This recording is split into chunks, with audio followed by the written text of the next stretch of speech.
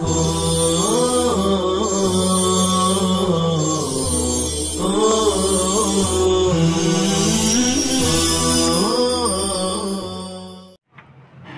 اللہ الرحمن الرحیم الحمد للہ وکفا وسلام علی عبادہ الذین اصطفى اما بعد فاعوذ باللہ من الشیطان الرجیم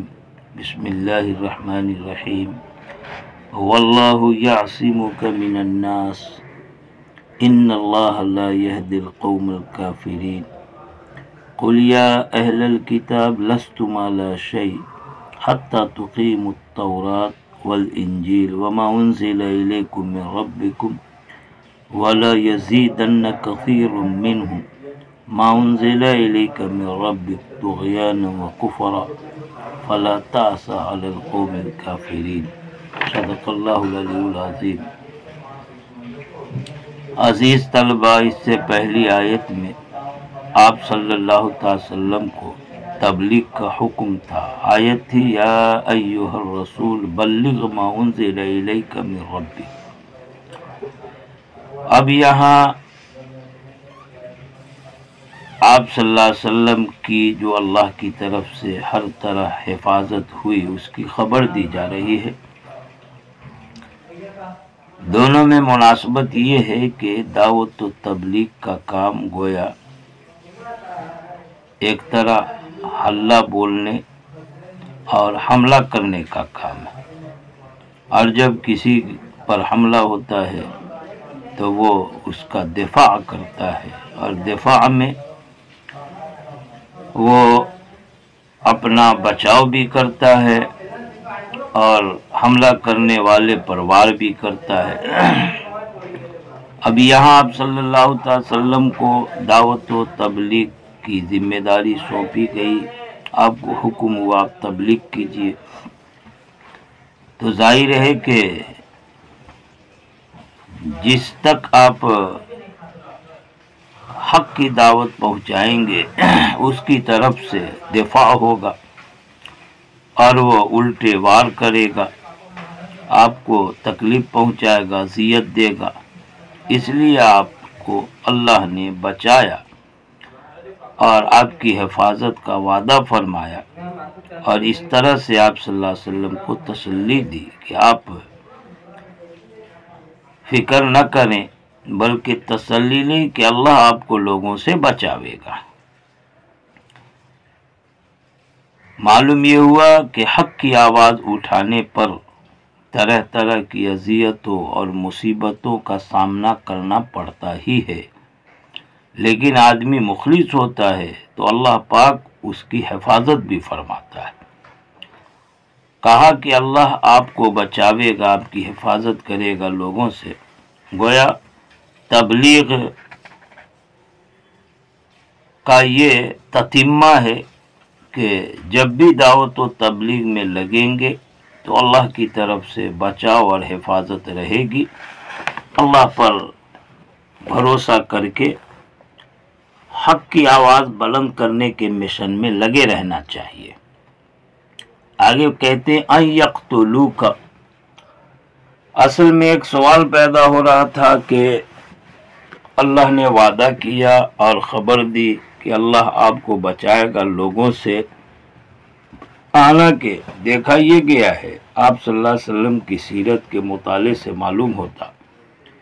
کہ آپ کو تو بہت زیادہ اذیت پہنچائی گئی،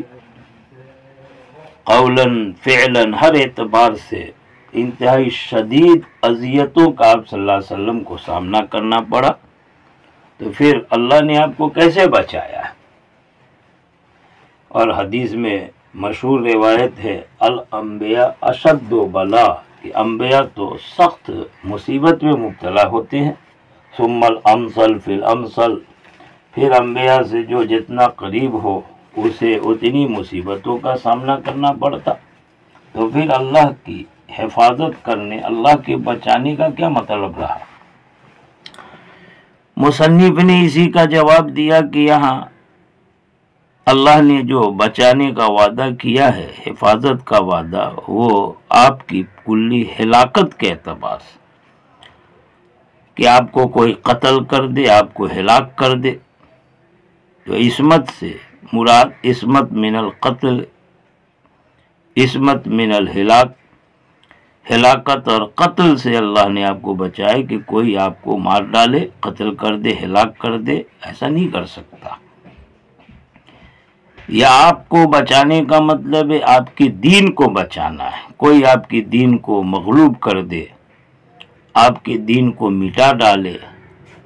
ایسا نہیں کر سکتا۔ چنانچہ ہوا بھی کہ آپ صلی اللہ علیہ وسلم کے دین مبارک جو ایک ننھے کوپل کی طرح نمودار ہوا اور پھر ایک تناور درخت بن گیا، ہزار کوششیں ہوئی، ہزار آندھیاں چلی، لیکن پھر بھی اس دین کے تناور درخت کو کوئی کچھ بگاڑ نہ سکا، اسے کچھ نہ کر سکا، آپ کا دین محفوظ رہا۔ تو آپ کی حفاظت، آپ کے بچاؤ کا مطلب آپ کے دین کی حفاظت، آپ کے دین کا بچاؤ، آپ کی شریعت کی حفاظت، آپ کی شریعت کا بچاؤ۔ واقعہ بیان کرتے مصنف کہ پہلے تو آپ صلی اللہ علیہ وسلم کی حفاظت کی جاتی تھی، پہرے دار ہوتے تھے۔ چنانچہ حضرت عائشہ کی روایت ہے کہ ایک بار آپ صلی اللہ علیہ وسلم پوری رات جگے رہے اور فرمایا کہ کاش کہ میرے صحابہ میں کوئی نیک بندہ ہوتا جو رات کو میری نگہبانی کرتا، میری حفاظت کرتا، پہرے داری کرتا۔ چنانچہ آپ کی یہ تمنا پوری ہوئی، اور ایک روایت میں آتا ہے حضرت سعد بن ابی وقاص، اور ایک روایت میں آتا حضرت سعد اور دوسرے حضرت حذیفہ بن یمان رات بھر آپ صلی اللہ علیہ وسلم کی پہرے داری کیا کرتے تھے، آپ کی حفاظت میں لگے رہتے تھے۔ لیکن جب یہ آیت نازل ہو گئی تو آپ نے ان صحابہ سے کہا انصرفوا فقد عصمنی اللہ، حاکم نے روایت کی کہ تم لوگ اب چلے جاؤ، مجھ سے الگ ہو جاؤ، اس لیے کہ اللہ نے مجھے بچایا، میری حفاظت فرما لی ہے۔ لہذا روایت میں آتا ہے کہ اللہ کی طرف سے 70,000 فرشتے تھے جو آپ کی حفاظت پر مامور تھے۔ اسی کو مصنف کہتے وَقَانَ صلی اللہ علیہ وسلم یحرس، آپ صلی اللہ تعالی وسلم کی پہرے داری کی جاتی تھی۔ یہاں تک کہ یہ آیت نازل ہوئی تو آپ نے پہرے داروں سے کہا انصرفوا فقد عصمنی اللہ، تم لوگ چلے جاؤ، اللہ نے مجھے یقیناً بچا لیا ہے، میری حفاظت فرمائی ہے۔ حاکم نے اس کی روایت فرمائی۔ ان اللہ لا یہدی القوم الکافرین، بے شک اللہ کافر قوم کو کامیاب نہیں کرتا۔ یہاں لا یہدی، یہ ہدایت و ایمان کے معنی میں نہیں ہے، یہاں ہدایت و ضلالت کی ضد نہیں ہے، بلکہ کافر جو آپ کو نقصان پہنچانا چاہتے تھے اور اللہ نے آپ کو بچایا تو اس میں وہ اپنے مقصد میں کامیاب نہ ہو سکے، کافر اپنے مراد کو، اپنے مقصد کو نہ پا سکے، کیونکہ اللہ نے آپ کو ان سے بچا لیا تھا۔ تو یہاں پر موقع محل کی مناسبت سے جو ترجمہ ہوگا یہ کہ یقیناً اللہ پاک